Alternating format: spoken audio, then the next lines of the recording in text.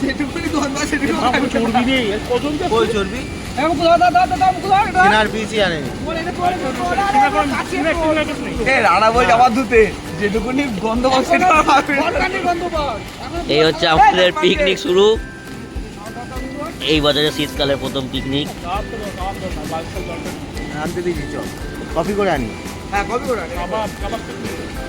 যা কপি করান বুঝি কেমন লাগছে? ভালোই লাগছে একটুখানি স্ন্যাক্স স্ন্যাক্স হলে আনছে আনছে আনছে আনছে হ্যাঁ একটু চপ হবে নাকি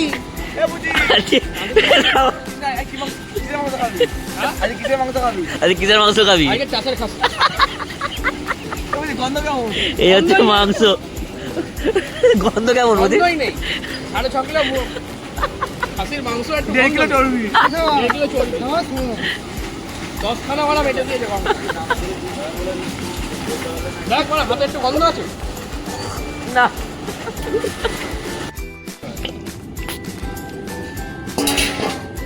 কি করছিস আবার সেটা?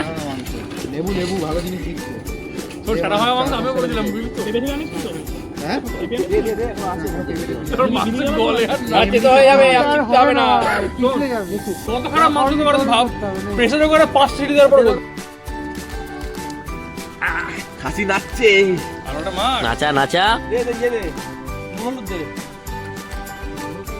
ঝরে ঝরে পড়ছে ঝরে ঝরে পড়ছে। দেখলে এমন হাসি পায় বিয়ে বাড়ির মাংস খাচ্ছে বলতে দেখুন গোলবাড়ির মতো আমার নেবো তো বললো পেঁয়াজটা নিয়ে আয় আমাদের রান্না শুধু পেঁয়াজটা নিয়ে আয় পেঁয়াজ নিয়ে আয় পেঁয়াজ নিয়ে আয়। তো এইখানে আমাদের রান্নার তোড়জোড় আরো জোরে শুরু হয়ে গেছে কারণ রাত বেড়ে চলেছে।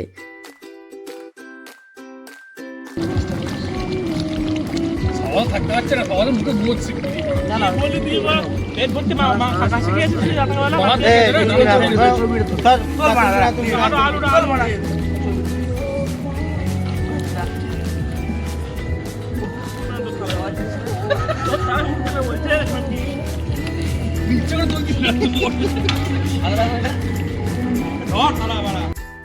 তো আমাদের রান্না প্রায় কমপ্লিট। তো এখানে আমরা বসে আছি আর যে যার মতো খাওয়ার জন্য অপেক্ষা করছে। ওদিকে দাদু পাতা কেটে এনেছে খাওয়ার জন্য। সাউথ ইন্ডিয়ান খাবার আপনি হ্যাঁ এরকম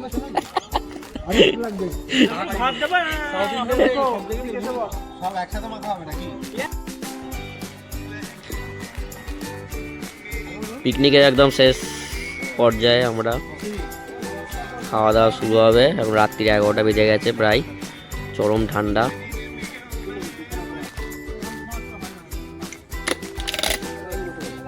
জায়গা আছে জায়গা আছে ওরা ভেতরে বসিয়ে দে যেখানে বসিয়ে দে ভিতরেই বসিয়ে দে বসতে পারবো তো সবাই কেমন আছে রান্না? বাকি তো পড়েছে বাকি লিবু দিচ্ছি লিবু লিবু অসাধারণ অসাধারণ অসাধারণ। বাপি আমাদের সেরা দুনিয়া